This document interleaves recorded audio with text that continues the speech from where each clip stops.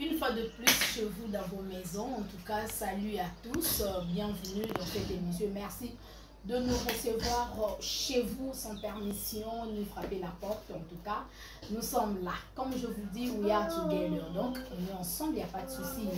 Et surtout, on est dans le bon. Voilà. Merci déjà, l'ingénieur Davoumbama. Nous sommes là dans notre émission Tongan Zoto, toujours avec maman Israël Ajoie, maman Banani Bali, na Basina Bambo. La fois passée, tu as qui a un sujet très important. Dengenini, Mobile Kokiko.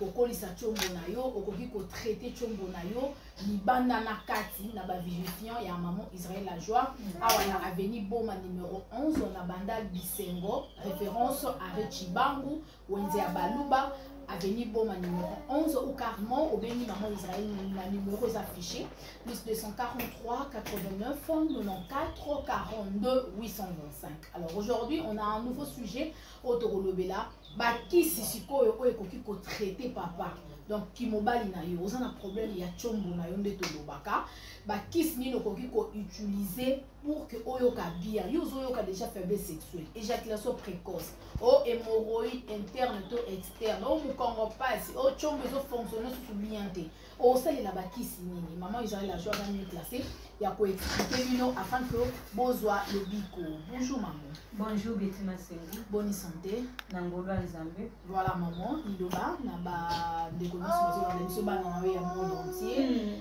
Niloba munene nazana ngo vraiment pona ba landi na émission na monde entier.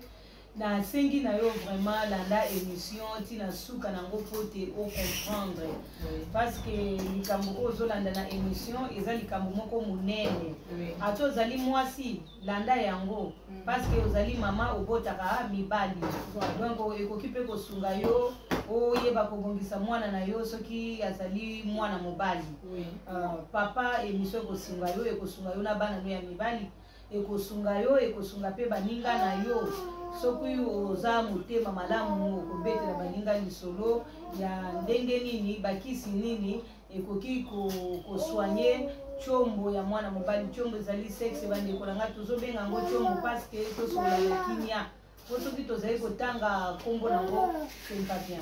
Voilà ngo tozali kobenga ezali chombo. En tout cas merci maman bakisi yango eza nini po tomonaka bandeko mibali ebele aza na problème ya faiblesse sexuelle to éjaculation précoce omona ye azosalela banzete mosusu omona asalela bankoro mosusu baboma mama nayebi te maman bakisi yango eza nini. Bon, normalement, baza na besoin ya kobongisa chombo na bango, baza kozwa biloko ya ndenge na ndenge ezali kosimba te parce que ba faiblesse sexuelle ekomi ebele, ba éjaculation précoce ekomi lokola épidémie penza, impuissance sexuelle ebele, faiblesse sexuelle ebele, manque d'appétit sexuel eza ebele, ba dégoût sexuel pe ezali ebele. Maladie ya biabia ezali pe ebele ta mosusu komitu na maladie ya biabia ezali maladie ya biabia eza maladie oyo ekondisaka chombo ya mobali yango pe ekoma ebele ekipaka lisusu age te alors eloko etindi bato bakende komela banzete yango wana banzete yango pe ezobikisa te ezosoigne nango mutu te po eza nini eza banzete eza nango bavivifiant te chombo ezali eloko moko na kati ya nzoto lokola biloko nyonso ya nzoto ya moto chombo ezali lokola ezali lokola loboko na yo ezali lokola lokolo na yo ezali lokola zolo na yo yango pe esengeli na bilia eza na besoin ya bilia ya kozala vivifie ya kolia po te ezala en bonne santé ndenge loboko na yo eza na besoin ya bilia ezali ndenge pe chombo na yo eza na besoin ya bilia ndenge nzoto na yo mobimba eza na besoin ya bilia ezali ndenge pe chombo na yo eza na besoin ya bilia et alors parmi bilia oyo elesaka chombo ya mobali malamu ngai wa bino mama Israël Ajoie nasali bavivifiant mpona mutu na mutu na organisme na ye mpona mutu na mutu na kategorie ya chombo na ye mpona mutu na mutu na taille na ye ya chombo na ye mpona mutu na mutu na eta na ye ya chombo na ye alors bavivifiant wana ezosala ke mutu na mutu azala guéri par rapport à ya problème oyo ezali kotungisa ye na tshombo na ye. Voilà, en tout cas, bah, vivifiant Ezali, papa aux un problème, il y a tchombo, donc mon tchombo n'a pas fonctionné sous bien té, aux hommes on a que éjaculation précoce, aux faiblesses sexuelles, en tout cas, ben on a le mango, on a numéro affiché, plus 243, 89, 94, 42, 825. Bah, au besoin de Kinshasa, beaucoup qui peut koyana avenue Boma numéro 11, na commune ya Bandal Bisengo, arrêt Chibangu, référence Wenze ya Baluba. Maman Israël la joie à Zarabiska pour ça l'émission à Wana Centre Tonganzoto. Donc église Jésus la vie Pezawana et puis centre Maman Israël la joie Ezawana. Alors maman le bien retribué ba vivifier Israël. Besoin n'a pas na nibali ebele lelo. Au fur et à mesure, à saler trop, nzete, à saler trop, tangawis, kobaka kao, biloko ya kobaka kao, ba pesa kabaki nzela. Et pour moi, c'est davantage tchombo. Je sais pas. Mon doigt commis déjà net le bara. Tchombo ne commis na coma. Est-ce que c'est possible de vivre un son qui fait les sous en bon état? Bon, tchombo oyo eza na coma, na tchombo oyo eza en bonne santé. Tchombo oyo eza na coma eza na ba vivifiant nango. Tchombo oyo ezali ya kokufa. Un tchombo mort, hein. Oui. Donc un tchombo mort lokola oyo eza kokufa déjà, hein. Donc ye aza na ba kisi na ye ba vivifiant na ye. OK. Oyo ezali déjà na coma. Na étant maman ça la ba vivifiant nango de bon, ça dépend pas moi té. OK. Donc ça dépend ya état. OK. Na koyeba ezali ya kokufa ndenge nini. Ezali combien de temps? Na kotala misisa na yango, na kotala nyonso na yeba vraiment pour cause. Pour que là que faut attaquer à partir à cause wana na yeba ndenge ya ko sekusa yango lisusu. Tchombo o ezali na coma. Ezali tchombo moko ya ko réanimer. Voilà. Ezali tchombo ya ko réanimer. Naza na bakisi pona ko réanimer yango pour que tchombo ezongela souffle nango. Ezongela respiration na yango. Bakisi pona ko réanimer tchombo o ezali déjà na coma. Ezali bakisi lokola telemisa, lendisa, kubisa. Voilà. Bakisi ya ndenge wana ezali pour bukanda. Nyonso wana pona ko réanimer na poma di tchombo pona massage. Pour masser yango pour pona ko réanimer yango ezonga lisusu en fille ezongela ko fonctionner ndenge ezalaki liboso to pe koleka ndenge ezali ko fonctionner liboso. Voilà. Si komongo eta ya tchombo oyo yango akotina na komata kufina nteme aza malade ba symptômes wana ezali zo laksa déjà un coup msusu pe ba pansèche msusu pe eloko te donc soka azo lemba na ekaka ye moko azo telema lisusu te catégorie ya tchombo wana catégorie ya tchombo wana na kotala yo moko kolo tchombo nano sana âge nini. Oui. Il faut na sala dose ya kisi par rapport à âge na yo wana yo ya nzoto. État oyo yango ezali déjà na kotala poids nango. Poids nango pe poids ya tchombo pe kontaka parce que eza na ba tchombo mususu soko tali ebandeli nango eza ya mugeza mukie lokwa musisa tchombo ya likolo mutu nango wana eza ko supporter charge te mususu pe na ebandeleza munene na kote ya mutu esali mo songe donc ba catégorie ya ba tchombo eza ebele ezali vraiment différent. Lokola yo za mama okoko ye bango te parce que za munganga te za pe ndumba te bozoko za kindumba onda ko yeba tala oyo eza kapo etala docteur alors mais lokolo za na yo munganga to za na open ndumba te moyo yeba ba catégorie eza te ngai nde mutu naza munganga ngande mutu na yebi tchombo moko na moko ndenge ezali soko boti mwana ya mobali okoya na ye ponga na kotala soki aza na babiabia to soki nini ngai nde mutu na oyeba ndenge ya kobongisa tchombo po yo mwa yo yeba makambo wana eza te.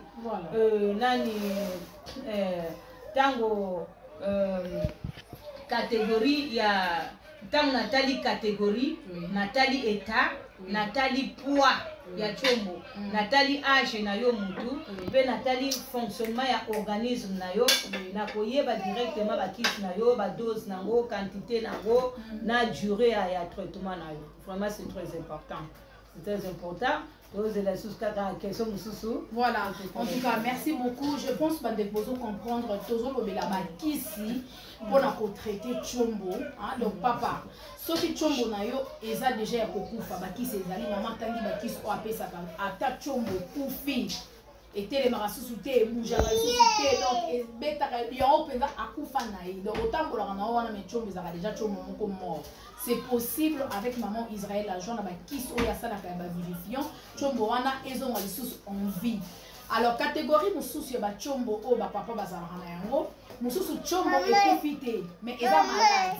Donc il faut m'appeler kaka ba un coup ba panne sèche to Tchombo wana ils ont koka susu ko supporter disons comment dirais-je ils ont commencé côté les matés alors ba qui sipé ils allaient na modèle ba Tchombo wana si comme maman to kota na ba Tchombo o ils allaient que Azana est normal. Mais moi, ma faiblesse, un sous et Amérique c'était mais un bon moi forcé un mot forcé qui je sais pas catégorie puis la force faut pas papa bon pe bazanga na zo qui appelle la papa moko azana matete papa Richard na pc mambonte na pesa ke pe numéro maman Israël la joie donc y faiblesse na isa un moko na so qui voilà combo pété na lisa pété azana mutowe baté pour Richard faisait bela za matete ba Richard baza ebele na we ba keza ito tangi no te tout un après bon, allez, aux genre Tchombo moko boye, au soigner no yangote. Au melia qui no pe qui si moko te mais moko force moko force ezoki ma wane ezali déjà ba symptôme ya faiblesse sexuelle. Donc ils ont déjà un début penza makati ya faiblesse sexuelle forcément donc ils ont déjà ba faiblesse déjà ils ont se manifester dans zoto na yo. Alors yo okoya ko vérifier zoto na yo. Il faut koya ko salza examen ngana zana ngao. Loko yo zano na Kinshasa ngape na zana Kinshasa yaka na veni boma numéro 11 na bandale soko ina bandale kitana Chibangu. Kotamba moko na weze ya Baluba donc soko kitina Chibangu okoti na weze ya Baluba avenue Boma numéro 11 nde siko kokuta ngai papa comme ça na examiner yo nano na examiner Tchombo na eba pourquoi eza ko sala yo ndenge wana peut-être eza au travail ka mingi peut-être ba stress peut-être pe kokumba mutu ka mingi ko vanda mingi to nini na ngamo ko na koyeba ta on a examiner na koyeba eloko nini esali Tchombo ndenge wana et puis na ko soigner. Voilà, en tout cas merci beaucoup. Alors pour na ba papa oyo Tchombo eza nango normal. Bango bako sala ndeni pona yo baki dernièrement émission mo sala ko lobi faut ba les carapé na massage vibration ba normal on va vibra kabaya kaka vibration to vibrer Tchombo ka kekei to vibrango ka ekei c'est fini ba baza normal ba lekaka na vibration pona ko batela Tchombo en bon état to benga ngo entretien. Ok, entretien. Donc voilà. Papa yo Tchombo na yo ils ont un problème mais aux a besoin il y a entretien ça doit mutukati mutuka donc pour eumela ils aura ba pante toke na kanango tout le temps ba ça rango entretien donc yo be papa salaka entretien ya Tchombo na yo au mona ke aux a un problème te na nzoto Tchombo ne ekoumela ata âge avancé mais Tchombo no ezarara makasi oyo baki papa moko lobi a comme déjà na ba 72 ans mais Tchombo na ye eza le roi Tchombo na 17 ans poni ya ya entretien pa maman Israël la joie donc alandela Tchombo na ye très bien alors yo olandela ngote maman na ye bitoko o alandela raté a toza na 70 ans Tchombo na yo ekozala lokola ya mwana 17 ans voilà mutu o asalaka entretien ya Tchombo na ye c'est normal azala na Tchombo lokola ya mwana 17 ans c'est normal. Voilà merci beaucoup maman siko bato o ya modèle wana maman na ebité poto ke déjà na suka émission ba o baza na Kinshasa to ba o baza libana mboka ba ko sala nini po za bato sule ba mona suto le kan émission bo na ko zo maman Israël la joie wapi numéro affiché et puis adresse na bato Kinshasa et puis na bato o ya za libana mboka est-ce que ba kisi e komaka sans problème. Bon, bakisi nyonso libanda ya mboka esokoma sans problème. Sans problème. Nga bakisi na nga ekendaka. Parce que depuis nga na bandi ko tia bakisi na nga na poste avant même ba MSB. Autant on peut ba MSB, ba MSB ça ba société moko ezali ya ezali MS eza poste ya mokili mobimba. MS wana eza service moko express moyen biloko oyo umela na nzela eza te biloko ezokoma mbango bato nyonso babanda na MS wana bayebinga donc baagence nyonso mboko bayebinga boyebinga banda bomwana banda leto bande kotinda bakisi na poto ya mai parce que liboso na bande kotinda babidon 5 litres ekei poto babidon na nde kokala na bande kotinda kisi ya mai na poto bon bakisi ekendaka nango na monde entier na Congo awa bakisi ekendaka même ntina bavillage bon awa mpe na Afrique partout esika nyonso mutu azali soki oza na besoin ya bavivifia mpona kobongisa ntombo na yo okozwa na yo yango osala commande. Voilà, donc merci beaucoup. Je pense bandeko boyoki donc tolobeli bakisi mpona kotraite tshombo eza ankoro te eza boma mama te eza toki eza te soki whisky moko boye po peso makasi epesa yo soki ndenge nini te. Oh, nasalela stimulant po chombo telema après kosalela yango chombo elali nango lisusu kwa nouveau boma chombo no davantage eza ba vivifiant nde eko traiter chombo na yo ata okomi na ba panne sèche ata okomi na faiblesse sexuelle to éjaculation précoce alors ndeko landi biso déjà maman Israël la joie azawana pour na bino bobengi na numéro wana tolobaki plus 243 89 plus 243 on a code nabiso 89 94 42 825. Voilà, merci beaucoup. Nous sommes à la fin. Maman, un dernier message pour la bande de Baladiso. Vraiment, na lobby, merci mingi na oncle Dave Mobamba, merci mingi na yo Betty Masengo pe na bébé na bino kitoko. Merci maman. Merci beaucoup pe na ngai moko ndenge na bibino pona kosala émission et puis merci beaucoup na balandi nyonso bolandi. Bon retenir numéro ezali 00243 89 94 42 825 Zamba Batela moko na moko walandi émission oyo.